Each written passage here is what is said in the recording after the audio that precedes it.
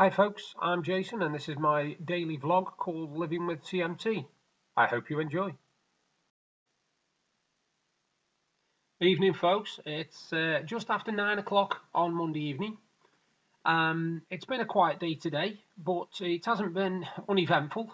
I post to 4 different CMT groups, and one of them, the other day I went to post my video and it said that I'd been blocked from posting and commenting until tomorrow.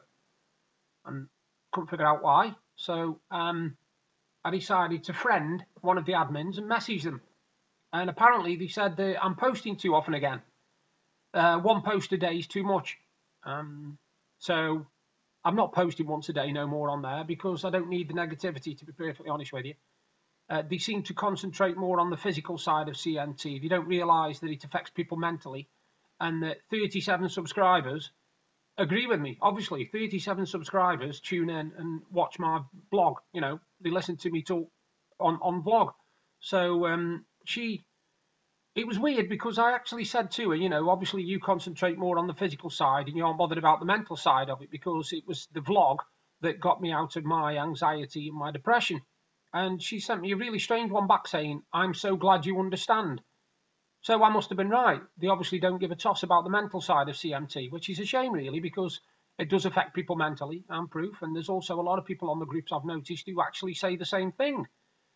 Because obviously when you suddenly find out that you can't do things that you've been doing for years, it does affect you. It does really affect you mentally. So that was a strange one. Other thing, I posted on my vlog yesterday about me 3 stories and my ideas for them. And I've had a bit of positive feedback.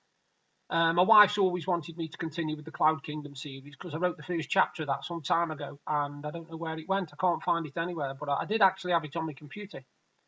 The others, they sort of up in the air. Some people say number 3, some people say number 1. So I'm no closer really. I think, to be honest with you, I might end up writing all 3 at some point, because that's what I do. I'm a writer, obviously. It's nice for the positive feedback. Thank you for those people who bothered to actually leave me a comment, because it shows me then that that people are reading me vlog, watching me vlog, and reading me blog if they can get on it. Sorry, Melody. I hear you had problems getting onto it for security reasons or something. It wasn't safe, but I don't know what was up there. I haven't got a clue. Anyway, I sorted it because I posted on my Facebook page and you commented. So thank you for that. Thank you for taking the time. Same with Tara. Same with my lovely wife, Deb. Kimberly Arnold, who didn't know that I was a writer. Obviously, he does now, because I posted about writing my books. She wanted to know where my books were, so I put the links to them on my Facebook page.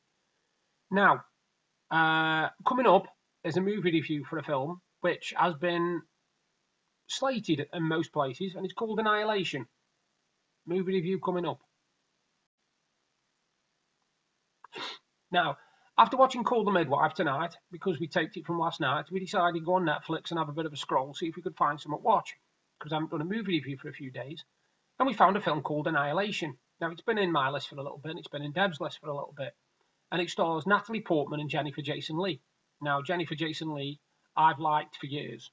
And I mean, I've liked her since way back when, years and years ago, when she was doing films like Dolores Claiborne and stuff like that. Fantastic actress, really good. Natalie Portman, obviously, most people know as Queen Amidala. I think that's what her name was, in Star Wars films. Anyway, we watched this film, and it has been slated.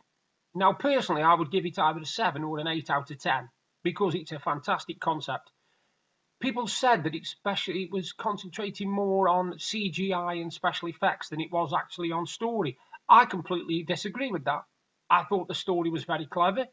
I thought the concept was very clever. And there are some spoilers here, but what the basis is a woman who's not an analyst as such. She is a lecturer at a university on cells, basically, and biology and all this. And her husband has been missing for a year. He went missing in action when he was, on service. Anyway, a year later, he turns up out the blue completely.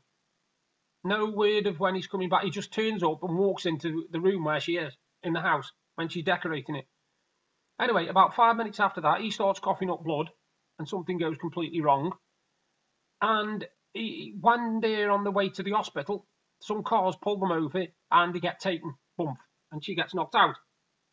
Anyway, when she comes to, she's in the secret research place, but this research place is like a containment area.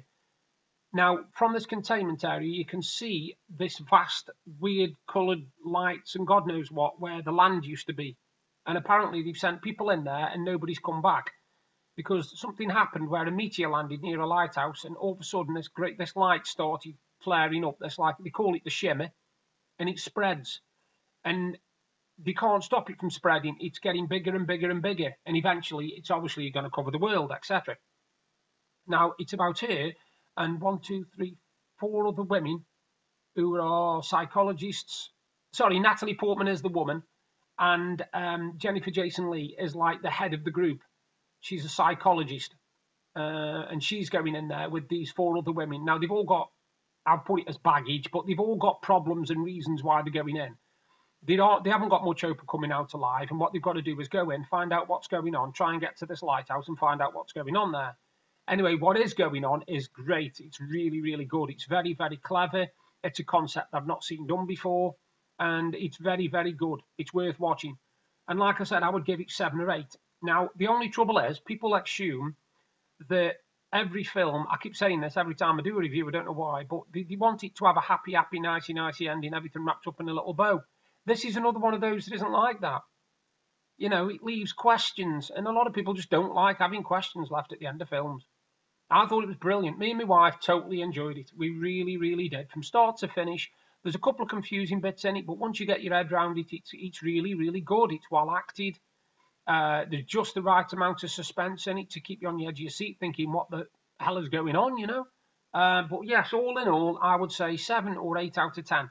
So if you're going to watch it, it's called Annihilation, and it's on Netflix. Other than that, today, I haven't really done a lot. I've concentrated on a few studies, and my old mate Jack, good old whiskey and coke. But no, there's not been a lot going on. It's been really cold again. It's been 5 or 6 degrees, but it's been a real feel of -1. Now, I've just checked the weather, and again, they give out freezing rain and ice for tomorrow night / Wednesday. And as you know, the problem is I don't get on well with ice. I don't get on well with no ice, so I've got no chance with ice. I mean, I twisted my ankle the other day and there wasn't even anything on the ground. My back's a bit better than it was. I told you yesterday that I fell off the edge of the bed and jarred my spine on the floor. Well, that's a lot better than it was.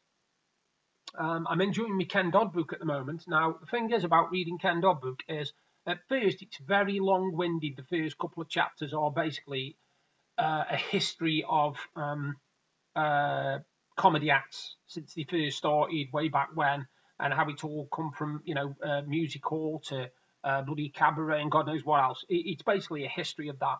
And it can get a bit boring because he keeps mentioning the same names over and over again. Stephen Griffin, I think his name is. I can't remember his name. Anyway, he keeps mentioning the same names over and over again. And it gets a bit boring because he keeps comparing it to Rob Wilton and Arthur Askey, and then he uses Arthur Askey and Rob Wilton, and he keeps mentioning the same people. And it got a bit boring. But now, about 40 pages in, he's finally started talking properly about Ken Dodd.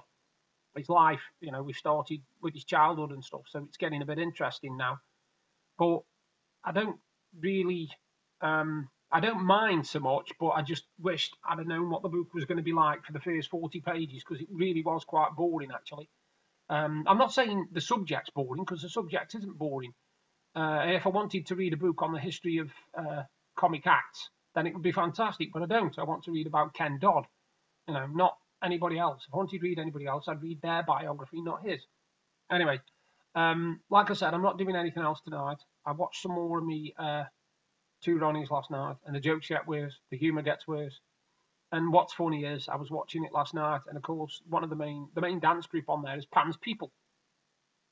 Now, bear in mind, this is 1973, you know, which, if you do your maths, is 46 years ago.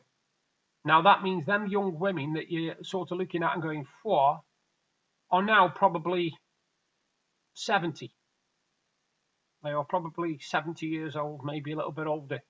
And it's hard to think that you know, that them women there, you know, it's basically like freezing time, if you like, because then women will probably look back at that and think, how did I used to look? Wow, you know, because obviously age catches up with all of us. I mean, I won't stay this studly looking forever. You know, I've got to get ugly at some point. You'll find that hard to believe. I know that. Sorry, I, I've always had a fault, and my fault is I pick fault with myself before anybody else does. I've always done it, and I'm never going to stop. I used to say things like, I don't look like Brad Pitt, but I am close to armpit, you know, that kind of stuff. And I've never classed myself as good looking or anything like that. Never wanted to be perfectly honest with you. I'd rather keep my personality how it is and let the rest take care of itself, you know. But I like being like this because, as I said to Deb, she never has to worry about anybody fighting over me. See, it's got its advantages, mate. It's got its advantages. Speaking of that, it looks like I need a shave. I think I only use my webcam, you know, to find out if I need a shave or not. It grows back so bloody quick. It's ridiculous. I had phone calls today off my sister and my mum because they phone me almost every day. And one of the things is on Amazon, I usually, when people ring up, they'll ring up and they'll say to me, can you order me something off Amazon Prime? So I'll go on Amazon Prime, they'll give me the details and I'll order it. Anyway, I had to order something for Mandy, which is my sister in Stoke, for my sister Paula, who's in Blackpool. Anyway, Mandy gave me the details, I ordered it and had it delivered to my sister in Stoke, in Blackpool. I get a phone call off my sister this morning to tell me that the item was wrong. Well, that ain't my problem. I can only order what I'm told to order.